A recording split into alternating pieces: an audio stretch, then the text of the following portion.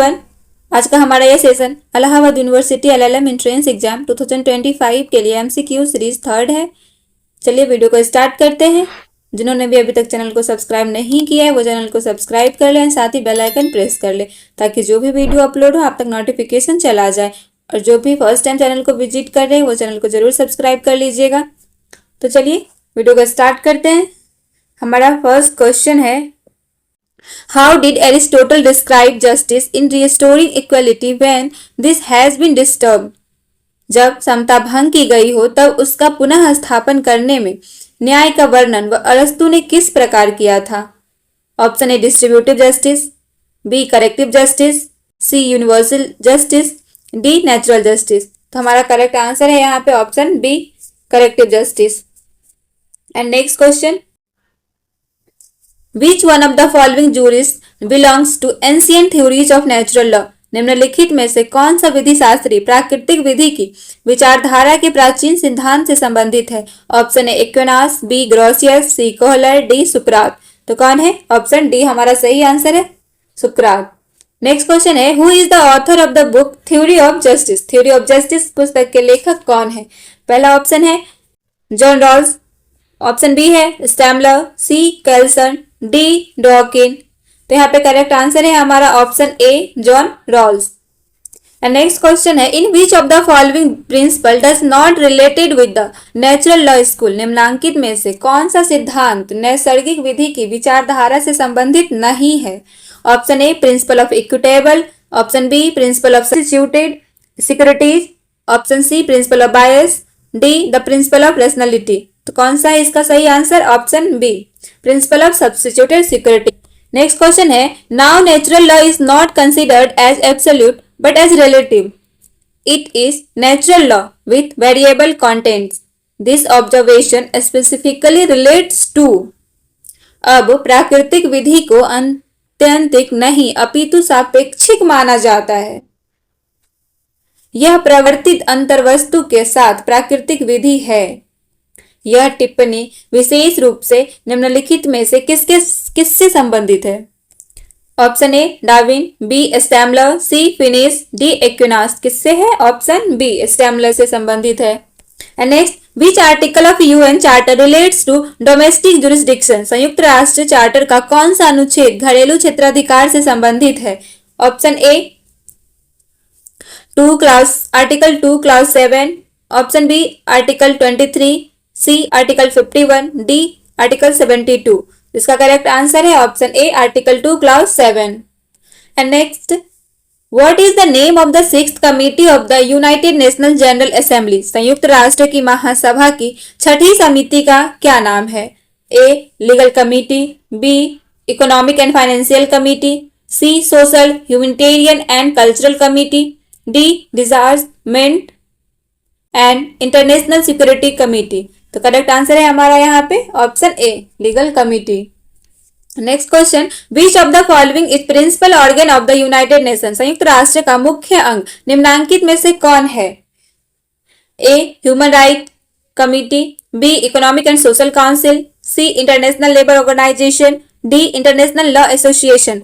तो यहाँ correct answer है हमारा option B economic and social council. And next, which of the following is not a specialised agency of the United Nations? निम्नलिखित में से कौन एक संयुक्त राष्ट्र का विशिष्ट अभिकरण नहीं है? A international bank for reconstruction and development, B food and agricultural organisation, C UN human right commission, D international labour organisation. तो यहाँ पे हमारा ऑप्शन सी सही है, UN human right commission. And next, under which article of the Charter of the United Nations the General Assembly may establish such subsidiary organs as it deems necessary for the performance of its function? संयुक्त राष्ट्र के charter के किस अनुच्छेद के अंतर्गत महासभा अपना कृत्यों के निष्पादन के लिए ऐसे सहायक अंगों की स्थापना कर सकती है? ऑप्शन ए है हमारा article 20, B 21, C article 24, D article 22। तो हमारा यहाँ करेक्ट आंसर है आर्टिकल 22। एंड नेक्स्ट है, in which one of the following offences mens rea is not an essential element? निम्नलिखित में से किस अपराध में दुराशय एक आवश्यक तत्व नहीं है? A assault, B bigamy, C defamation, D none of the above. तो बाइगेमी हमारा सही आंसर है, ऑप्शन बी। नेक्स्ट क्वेश्चन है the chief elements of crime are. Crimes का चीफ एलिमेंट्स कौन कौन है देखते हैं। अपराध के प्रमुख तत्व हैं A to act in a particular way otherwise to undergo punishment, किसी विशिष्ट प्रकार से कृत्य न करने पर दंड पाना। ऑप्शन बी है एन एक्ट कमिटेड और omitted in furtherance of criminal intent, आपराधिक आशय को आगे बढ़ाने के लिए कोई कृत्य करना या कृत्य को छोड़ना। ऑप्शन सी है an act causing injury to another individual और सोसाइटी, ऐसा कृत्य जिससे किसी दूसरे व्यक्ति अथवा समाज को क्षति पहुंचे। And option D all of the above. तो यहाँ पे चारों ही सिचुएशन सही है, यहाँ करेक्ट आंसर हमारा ऑप्शन डी हो जाएगा। एंड नेक्स्ट क्वेश्चन है which one of the following cases is not related to mens rea. निम्नलिखित में से कौन सा वाद आपराधिक मनस्थिति से संबंधित नहीं है? Option A R versus Prince, B Queen versus Tolson, C सरास वर्सेस डिरोजेंट, डी बारेंद्र कुमार घोष बना एम्परर। तो यहाँ पे हमारा करेक्ट आंसर हो जाएगा option D Barendra Kumar Ghosh versus emperor. And next है whoever does anything with the intention of causing wrongful gain to one person or wrongful loss to another person is said to do that thing। जब कोई एक व्यक्ति को गलत तरीके से लाभ पहुंचाने के उद्देश्य से कुछ भी करता है या किसी अन्य व्यक्ति को गलत तरीके से नुकसान पहुंचाता है तो इसे किस तरह की गई बात कही जाएगी? ए फ्रॉडुलेंटली, बी डिसऑनेस्टली, सी रॉन्गफुली। तो यहाँ तीन ऑप्शन है, इन तीनों में ही इसका आंसर भी मिल जाएगा आपको। एक्चुअली ऑप्शन डी कट गया है, तो यहाँ पे हमारा करेक्ट आंसर हो जाता है ऑप्शन बी डिसऑनेस्टली। जब विथ इंटेंशन एक को हार्म काउज किया जाता है, जिससे गेन होता है, एक अनदर पर्सन को लॉस होता है, तो इसके हम डिसऑनेस्टली कहा जाता है। एंड नेक्स्ट क्वेश्चन है कॉमन इंटेंशन सिग्निफाइज, सामान्य आशय से अभिप्रेत है। A similar intention, B pre arranged planning, C presence of common knowledge, D common design for common object. तो यहाँ पे हमारा कॉमन इंटेंशन सिग्निफाई करता है किसको? प्री अरेंज्ड प्लानिंग को, option B. And next question है Mahboob Shah versus King Emperor is a leading case on. Mahboob Shah बनाम किंग एम्परर एक महत्वपूर्ण वाद है, किस पे है ये? तो A conspiracy, B common intention, C wrongful confinement, D common object. तो ये हमारा कॉमन इंटेंशन के लिए है, ऑप्शन बी। एंड नेक्स्ट है in which of the following cases the distinction between common intention and similar intention. निम्नलिखित में से किस वाद में सामान्य आशय को एवं समान आशय से विभेदित किया गया? सामान्य आशय को समान आशय से विभेदित किया गया, किस मामले में ये कहा गया? ये भेद किस मामले में किया गया? A Barendra Kumar Ghosh versus emperor, B emperor versus Sadashiv Narayan, C Mahboob Shah versus emperor, D emperor versus Vinayak D Savarkar. तो इसका केस है हमारा Mahboob Shah versus emperor, option C. And next question है which one of the following cases is not related to principle of joint liability based on common intention. निम्नलिखित में से कौन सा बात सामान्य आशय पर आधारित संयुक्त दायित्व के सिद्धांत से संबंधित नहीं है? Option A Barendra Kumar Ghosh versus emperor, option B Mahboob Shah emperor, C J M. Desai versus state of Bombay, D Reg versus Govind. तो यहाँ पे हमारा आंसर हो जाता है रेग वर्सेस गोविंद, ऑप्शन डी हमारा सही आंसर है। बढ़ते नेक्स्ट क्वेश्चन क्यों? In which of the following case the supreme Court held that fundamental right and directive principle have same goal. निम्नांकित किस वाद में उच्चतम न्यायालय ने निर्णित किया कि मूल अधिकारों एवं नीति निर्देशक जो सिद्धांत है का एक ही उद्देश्य है? A Unnikrishnan versus Andhra Pradesh, B state of Bombay versus Balsara, C Vijay cotton mills versus state of Ajmer, and D Kesavananda Bharati versus state of Kerala. तो इसका करेक्ट आंसर हमारा ऑप्शन डी है, Kesavananda Bharati versus state of Kerala. And next question है match list first with list second and select the correct answer using the code given below. अब दोनों ही सूची को मिलाना है और जो सही इस कोड से एक सही उत्तर को चुनना है, कौन किसके साथ सुमेलित करता है। तो लिस्ट 1 लिस्ट 2 है। ए इधर हमारा देखते हैं डॉक्ट्रिन वगैरह दे रखा है लिस्ट 1 में, और लिस्ट 2 में केस लॉज है, तो हम दोनों को मिलाएंगे अभी। पहला है हमारा डॉक्ट्रिन ऑफ इक्लिप्स, आच्छादन का सिद्धांत संबंधित है किससे? RMDC versus union of India, इस साइड है। बी में हमारा डॉक्ट्रिन ऑफ सेवरेबिलिटी, इधर केस लॉ में state of Bombay versus A N Valsara दे रखा है। सी ऑप्शन में डॉक्ट्रिन ऑफ वेवर वर्सेस, फिर इधर केस लॉ में दे रखा है Bikaji versus state of MP. Option D में हमारा दे रखा है doctrine of pith and substance, इधर केस लॉ में दे रखा है बसेसरनाथ वर्सेस इनकम टैक्स कमिश्नर। तो हमें ये नीचे कोड दे रखा है, इसके अकॉर्डिंग मिलाना है कि कौन सा सही है। तो आप इसको ध्यान से देखिए इस क्वेश्चन को, और करेक्ट यहाँ पे आप सही आंसर करेक्ट कीजिए कि कौन सा इसमें से सही है। लिस्ट 1 लिस्ट 2 को आपस में भी मिलाएंगे कि कौन कौन सा कोड सही है, ए किसके साथ जा रहा है, बी किसके साथ, सी डी ऐसे मिला के। तो हमारा कोड नीचे दे रखा है, ऑप्शन ए में 3, 2, 4, 1 करके, बी में है 2, 3, 1, 4, सी 3, 1, 4, 2 एंड डी है 4, 2, 3, 1। तो आप इस कोड को अच्छे से मिला लीजिएगा, डॉक्ट्रिन के साथ कौन सा केस लॉज आता है। बट यहाँ पे हमारा करेक्ट आंसर है, मैं बता दे रही हूँ आपको, option C 3, 1, 4, 2। And next question है under power of judicial review the supreme Court and High Court, न्यायिक पुनरावलोकन की शक्ति के अंतर्गत सर्वोच्च एवं उच्च न्यायालय करते हैं, क्या करते हैं? Option A review its own judgments, B review the functioning of judiciary, C examine the constitutional validity of laws, D review the constitution periodically. तो क्या करते हैं जुडिशियल रिव्यू के दौरान सुप्रीम कोर्ट और हाई कोर्ट? तो ऑप्शन सी हमारा सही आंसर है, एग्जामिन करते हैं कॉन्स्टिट्यूशनल वैलिडिटी ऑफ लॉज को। नेक्स्ट क्वेश्चन है when the court declare that certain provisions of the act as invalid, it does not affect the validity of the act and it remains as it is. The principle is known as, जब न्यायालय अधिनियम के कुछ उपबंधों को अवैध घोषित करता है तो यह अधिनियम की वैधता को प्रभावित नहीं करता है और वो वैसे ही रहता है। यह सिद्धांत कौन सा है? Doctrine of prospective overruling, B doctrine of severability, C doctrine of pleasure, D doctrine of eclipse. तो यहाँ पे डॉक्ट्रिन ऑफ सेवरेबिलिटी हमारा सही आंसर है, ऑप्शन बी। नेक्स्ट क्वेश्चन है Hindu idol is a juristic entity capable of holding property was laid down in, Hindu प्रतिमा एक न्यायिक व्यक्ति है जो संपत्ति धारित करने में सक्षम है। यह निम्नलिखित में से किसमें अभी निर्धारित किया गया है? ऑप्शन ए है Bengal immunity company limited versus state of Bihar, B Yogendranath Naskar versus commissioner of income tax, C है के एम बशीर वर्सेस लोना चकोला, डी नानक चंद बनाम स्टेट ऑफ यूपी। तो यहाँ पे हमारा करेक्ट आंसर हो जाता है option B Yogendranath Naskar versus commissioner of income tax.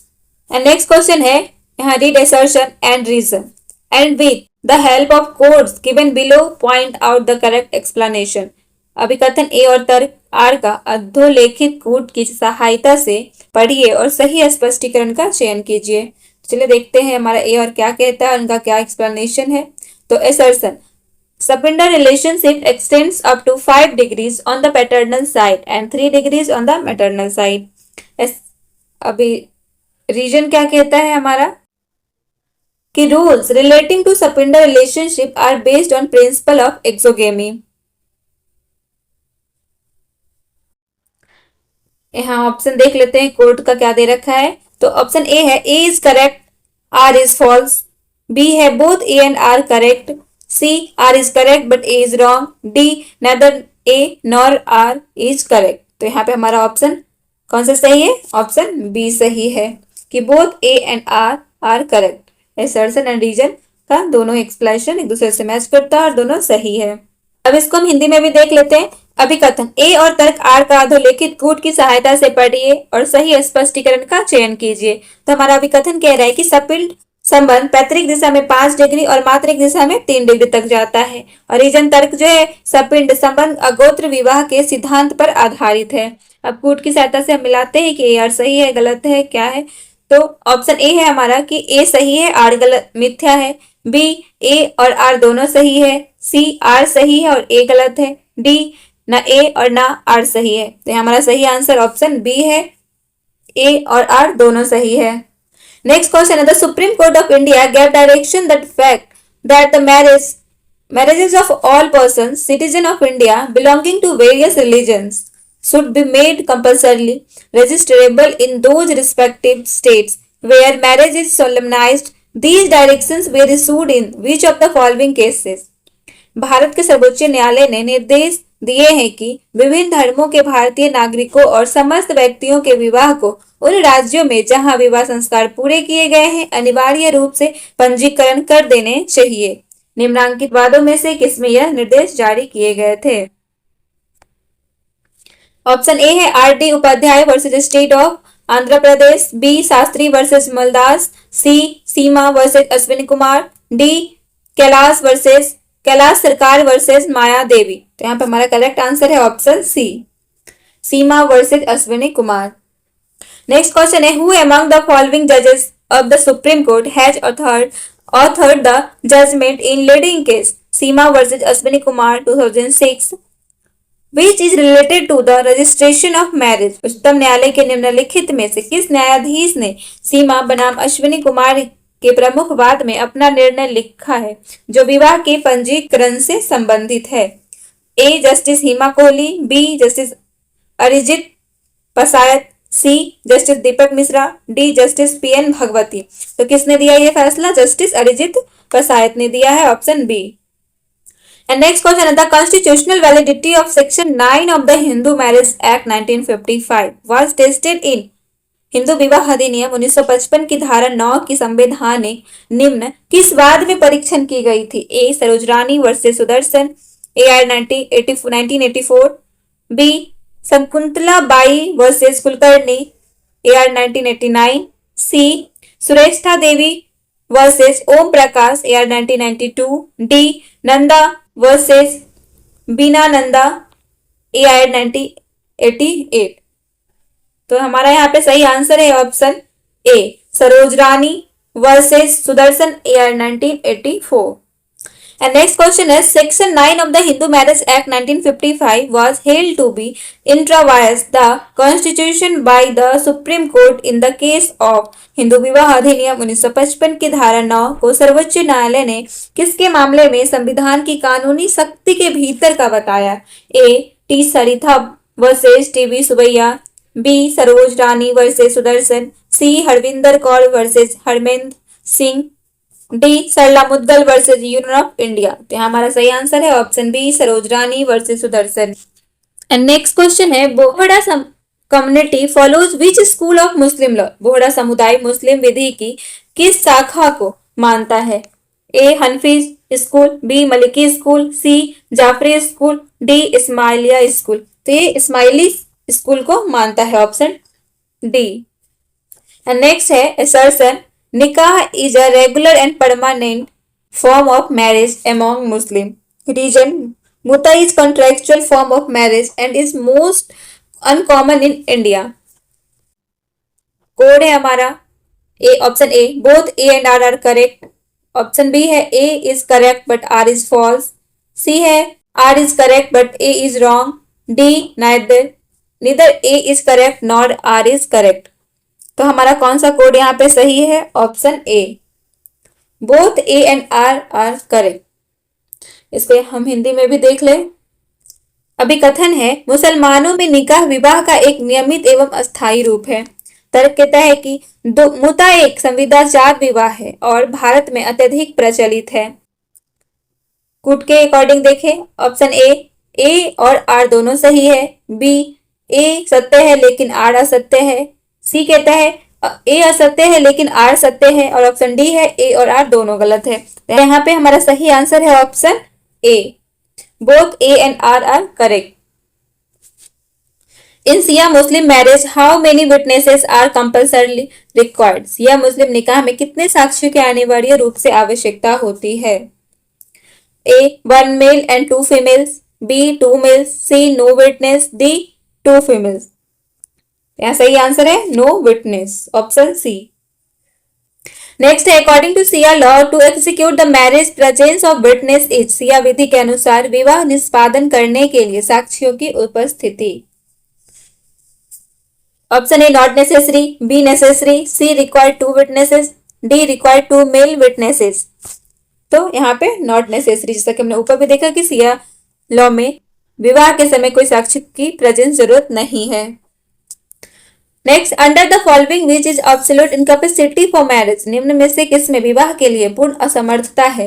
A consanguinity, B affinity, C first race, D all of the above. तो यहाँ पे हमारा of the above option D सही है। एंड क्वेश्चन है which is a relative incapacity for marriage, विवाह के सापेक्ष असमर्थता क्या है? Option A marriage with wife sister when wife is alive, option B marriage with fifth woman in the presence of four wives, C absence of required number of witnesses at the time of marriage, D all of the above। तो यहाँ पे हमारा correct answer all of the above option D है। Next question है in which one of the following cases it was held that partition is not the transfer of property, निम्न में से किस वाद में यह भी निर्धारित किया गया कि विभाजन संपत्ति का अंतरण नहीं है? Option A V N Sarin versus Ajit Kumar AR 1986, B Rokchand versus Shrimati Rajeshwari Devi AR 2009, C है Abdul Jabbar versus Venkat Shastri AR 1969, D none of the above. तो यहाँ पे हमारा करेक्ट आंसर ऑप्शन ए है वीएन सरीन वर्सेज अजीत कुमार 1986।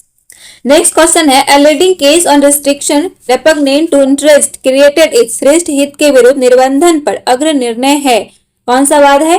ए Cooper versus Cooper, B Tulk versus Moxhay, C Bellamy versus Sabine, D Arif versus Yadunath. तो कौन सा है हमारा यहाँ पे?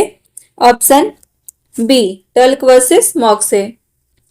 अब नेक्स्ट क्वेश्चन है double possibility rule was laid down in which one of the following cases, दोहरी संभाव्यता का नियम निम्नलिखित में से किस वाद में प्रतिपादित किया गया? A Whitby versus Mitchell, B Indu Kakkar versus Haryana state, C Chamru Sahu versus Soma क्वील, D none of the above. तो यहाँ पे हमारा सही आंसर है Whitby versus Mitchell option A. And next question है rule against double possibilities was recognised in which of the following cases, दोहरी संभावना के विरुद्ध नियम को निम्नलिखित वादों में से किसमें मान्यता मिली? A Grijesh Dutt versus Datadin, B Whitby versus Mitchell, C Ardesi versus Dada Bhai, D Sopher versus administrator general of Bengal. तो हमने ऊपर भी देखा कि डबल पॉसिबिलिटी से रिलेटेड जो केस है वो विटवी वर्सेस मिचेल से रिलेटेड है, तो ऑप्शन बी यहाँ सही आंसर है। एक्चुअली एक ही क्वेश्चन को कई बार अलग अलग ढंग से रिपीट किया जाता है, तो इसलिए हमने भी एक क्वेश्चन को कितने तरीके से बनाया जा सकता है उसको रखा है। नेक्स्ट क्वेश्चन है the rule against perpetuity has its origin in the case of, शाश्वतता के विरुद्ध नियम का उद्भव इस वाद से हुआ, किस वाद से हुआ? A Tulk versus Moxhay, B Cardell versus Palmer, C Alderson versus White, D Ari versus Jadunath. तो इसका करेक्ट आंसर ऑप्शन बी है Cardell versus Palmer. And next, the principle of privity of contract was held be not applicable to an action for tort in, संविदा की गुप्तता का सिद्धांत कृत्य पर लागू नहीं होगा, यह निर्णय किस मामले में दिया गया है? A Winterbottom versus Wright, B Dong versus Stevenson, C Grant versus Australian knitting mills limited, D S P versus White. तो इसका करेक्ट आंसर बी है हमारा Dong versus Stevenson. Next question है contract of telephone becomes complete at the place where acceptance is heard in which case it has been held, जब telephone पर संविदा की जाती है तो संविदा उस स्थान पर पूर्ण मानी जाती है जहां स्वीकृति सुनी जाती है। ऐसा किस वाद में भी निर्धारित किया गया है? A Bhagwan Das versus Girdhari Lal, B Carlill versus Carbolic smoke ball company, C Mohori Bibi versus Dharmodas Ghosh, D Satyabrata Ghosh versus Mugneeram. तो किस केस में कहा गया है? ऑप्शन ए सही आंसर है यहाँ पे। And next question है an offer cannot be accepted unless it was brought to the knowledge of the person to whom it is made. This was laid down in the case of, जिस व्यक्ति को कोई प्रस्ताव पेश किया गया उसे संबंधित व्यक्ति को जानकारी दिए बिना स्वीकार नहीं किया जा सकता। यह निर्णय निम्नलिखित में से किस मामले में निर्धारित हुआ? A Lalman Shukla versus Gauri Dutt, B Balfour versus Balfour, C Gregor versus McGregor, D Carlill versus Carbolic smoke ball company. इसका करेक्ट आंसर ऑप्शन ए है, Lalman Shukla versus Gauri Dutt. And next question, for a valid contract acceptance should be, एक वैध संविदा के लिए option A absolute and qualified प्रतिग्रहण पूर्ण तथा सशर्त होना चाहिए, बी पार्सल वर्सेस अनक्वालिफाइड प्रतिग्रहण आंशिक लेकिन बिना शर्त होना चाहिए, सी एब्सोल्यूट एंड अनक्वालिफाइड प्रतिग्रहण पूर्ण तथा बिना शर्त होना चाहिए, डी एब्सोल्युटली क्वालिफाइड प्रतिग्रहण पूर्ण रूप से सशर्त होना चाहिए। तो यहाँ पे हमारा सही आंसर है option C absolute and unqualified. Next question है, in order to convert a proposal into a promise, एक प्रस्ताव को वचन में परिवर्तित करने के लिए A the acceptance of proposal must be absolute and unqualified, प्रस्ताव की स्वीकृति पूर्ण और बिना किसी शर्त की होनी चाहिए। ऑप्शन बी है द एक्सेप्टेंस ऑफ प्रपोजल में बी वेरिड, प्रस्ताव की स्वीकृति फेरबदल के साथ हो सकती है। See the acceptance of proposal में बी कंडीशनल, प्रस्ताव की स्वीकृति शर्त के साथ हो सकती है। D the acceptance of proposal में बी एब्सोल्यूट, वेरिड और कंडीशनल, प्रस्ताव की स्वीकृति पूर्ण फेरबदल के साथ या शर्त के साथ हो सकती है।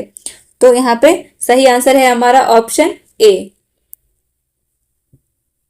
The acceptance of proposal must be absolute and unqualified. And next, the acceptance must be A, स्वीकृति कैसे होनी चाहिए, A received within a week, एक सप्ताह के भीतर प्राप्त होनी चाहिए, B received within a fortnight, एक पखवाड़े के भीतर प्राप्त होनी चाहिए, सी एब्सोल्यूट एंड अनक्वालिफाइड, पूर्ण और बिना किसी शर्त के होनी चाहिए, डी एब्सोल्यूट एंड क्वालिफाइड, पूर्ण और शर्त के साथ होनी चाहिए। तो यहाँ पे सही आंसर हमारा ऑप्शन सी है, absolute and unqualified. And next question, if it was lawful act, however ill the motive might be, the defendant had a right to do it. This observation was made by the court in one of the following cases. यदि यह विधिपूर्ण कार्य था, भले ही इसका हेतु गलत ही हो, प्रतिवादी को इसे करने का अधिकार था। यह विचार न्यायालय द्वारा निम्नलिखित वादों में से किस एक वाद में व्यक्त किया गया? A Mayor of Bradford corporation versus Pickles, B Ashby versus White, C Christie versus Davey, D Hollywood silver fox farm limited versus Emmett. तो इसका करेक्ट आंसर है हमारा option A, Mayor of Bradford corporation versus Pickles. And next question है, which of the following cases under the law of torts is related with the principle of injuria sine damnum? निम्न में से कौन सा वाद अपकृत्य विधि के क्षति बिना हानि के सिद्धांत पर आधारित है?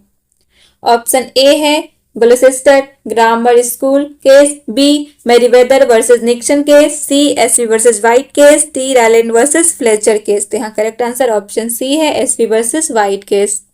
And next question, the rule de minimis not non curat lex, the rule de minimis non curat lex means that, विधि तुच्छ बातों पर ध्यान नहीं देती है का अर्थ क्या है?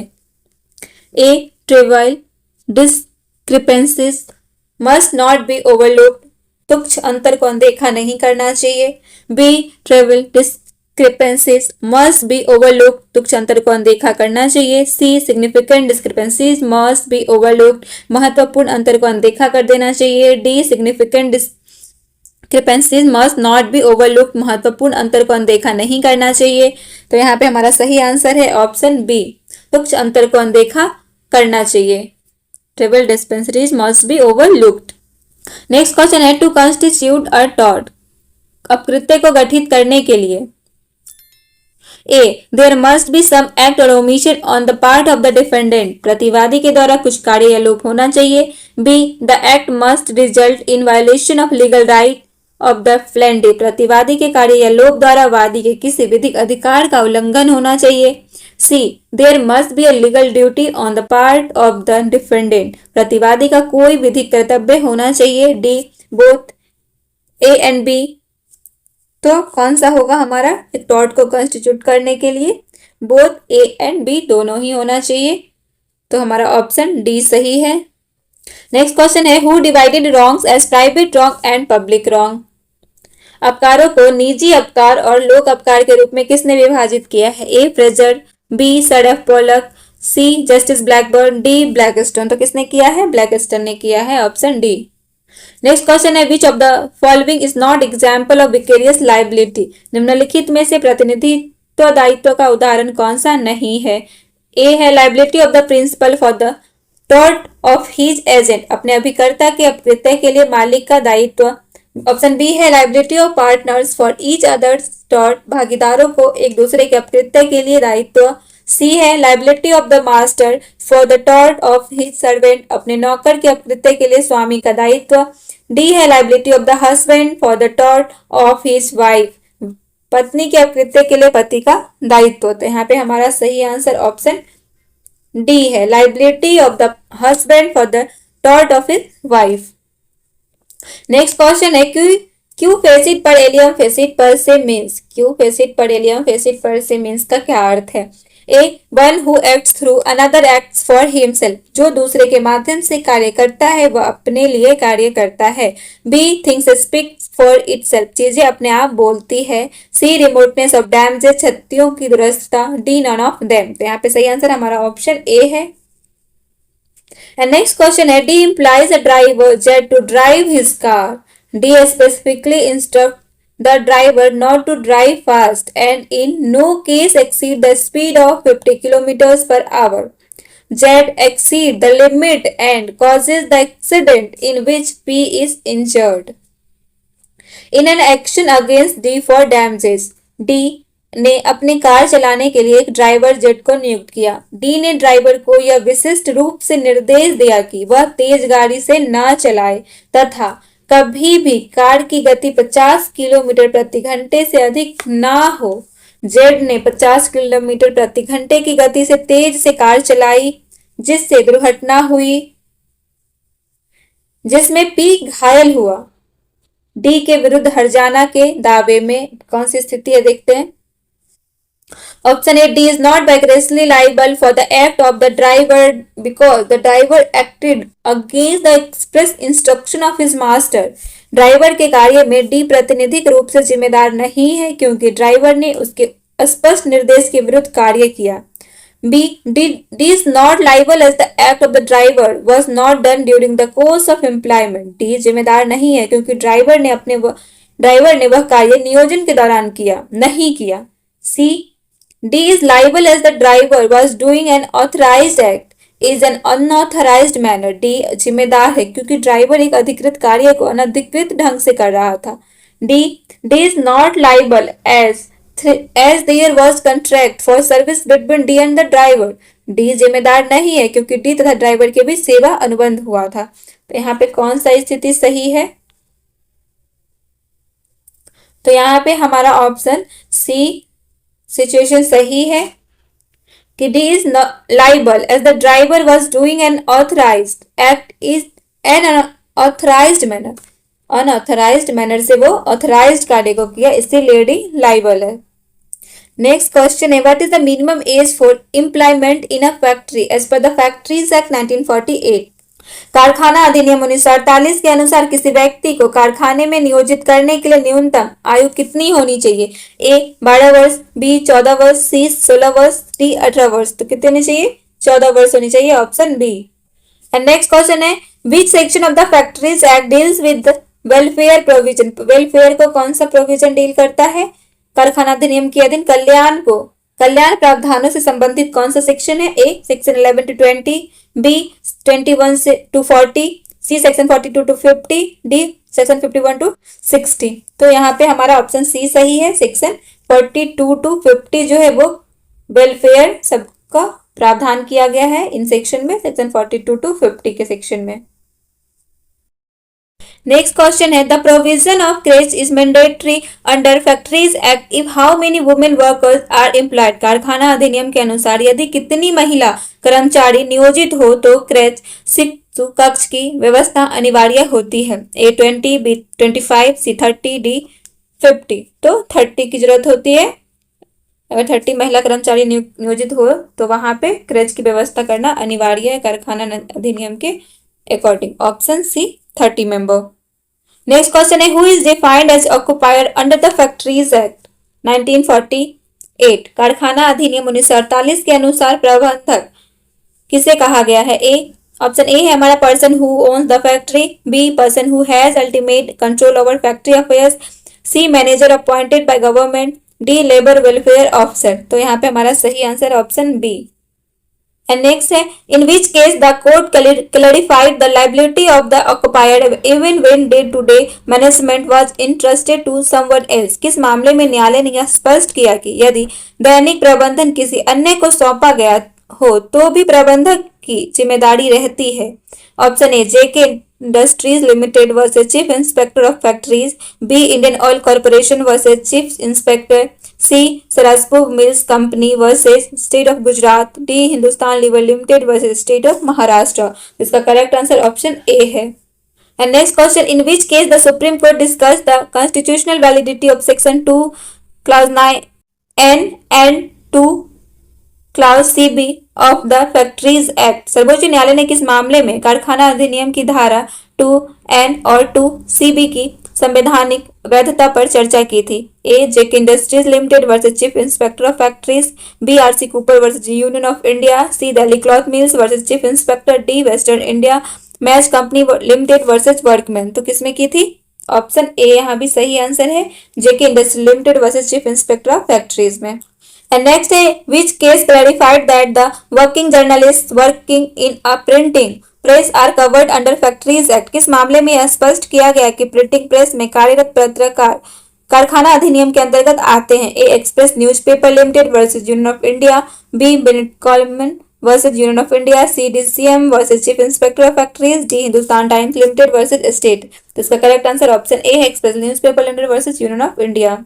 नेक्स्ट क्वेश्चन है the UDHR was adopted by the United nations general assembly in which year. UDHR को संयुक्त राष्ट्र महासभा द्वारा किस वर्ष अपनाया गया था? 1945, 1948, 1950, 1955। तो कब अपनाया गया था? 1948 ऑप्शन बी। नेक्स्ट क्वेश्चन है the UDHR consist of how many articles. UDHR में कितने अनुच्छेद हैं? 25, 30, 35, 40। कितने हैं? 30 है ऑप्शन बी। नेक्स्ट है UDHR was adopted eight which session of the UN general assembly. UDHR को संयुक्त राष्ट्र महासभा में किस सत्र में अपनाया गया था?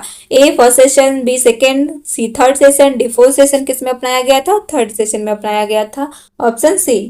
नेक्स्ट क्वेश्चन है which article of the UDHR prohibits torture and cruel inhuman और डिगार्डिंग ट्रीटमेंट और punishment.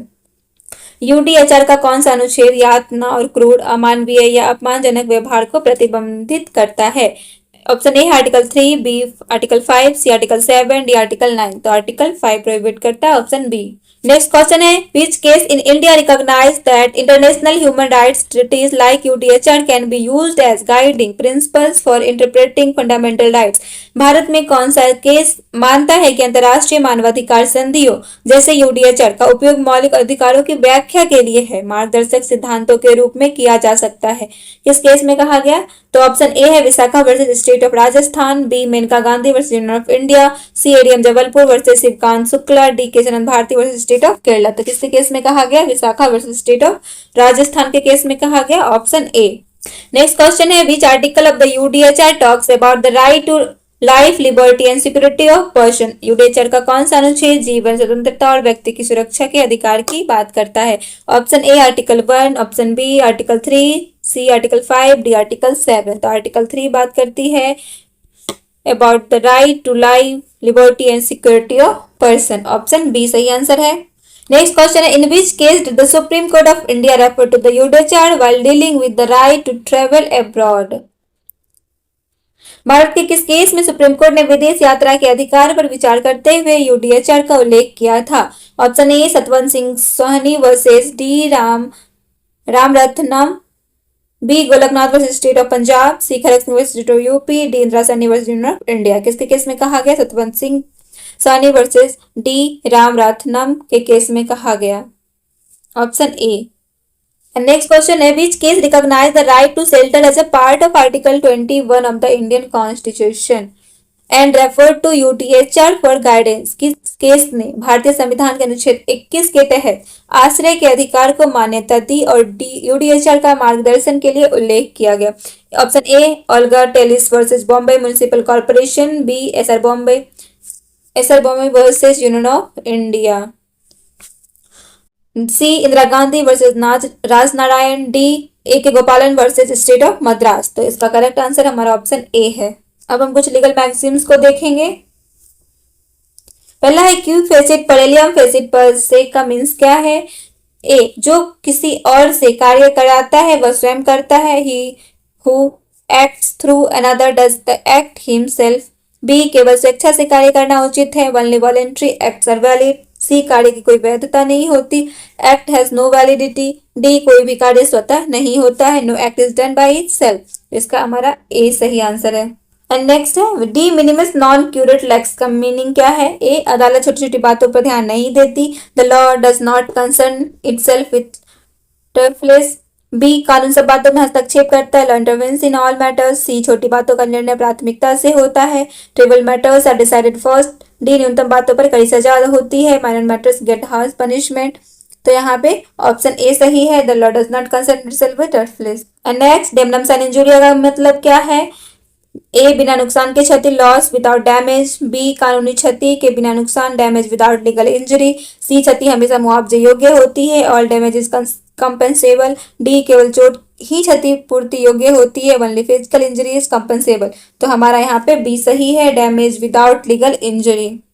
And next injuria sine damno का क्या अर्थ है। ए कानूनी क्षति के बिना नुकसान, damage without legal injury. B कोई हानि नहीं, कोई चोट नहीं, no damage no injury. C कानूनी अधिकारों का उल्लंघन, भले ही कोई वास्तविक नुकसान ना हो, violation of legal rights even without actual damage. D सभी कानूनी चोटें मुआवजे योग्य होती है, ऑल लीगल इंजरीज आर कंपनसेबल। तो यहाँ पे हमारा सी ऑप्शन सही है। नेक्स्ट है एक्स बिकॉज अ नॉन ऑरिटरी एक्टिव का मतलब क्या है।